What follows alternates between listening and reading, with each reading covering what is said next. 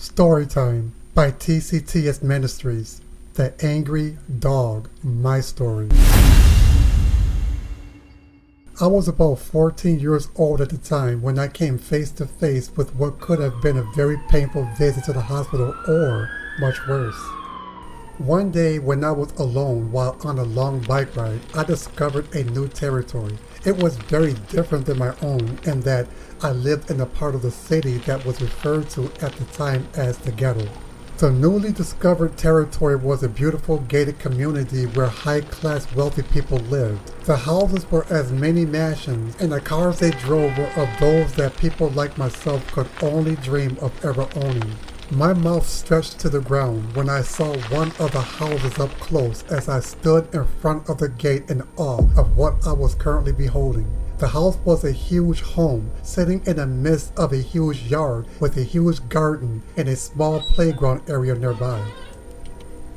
I was so focused on the house I did not even realize that I was being quietly pursued by a huge pit bull on the other side of the gate until it then began barking at me and had begun tearing viciously at the wood with its sharp teeth. I immediately became frightened as I quickly began backing away from the gate with my hand clenching my chest in all hopes to help calm my speeding heartbeat.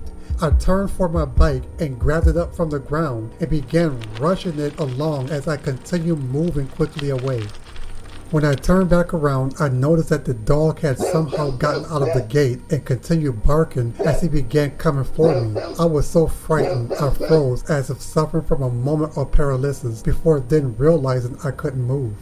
I closed my eyes in a state of silence as tears and sweat poured down my doom-posed face. When I opened my eyes, I noticed that the dog was frantically nudging at my leg with his nose because of being unable to open his mouth.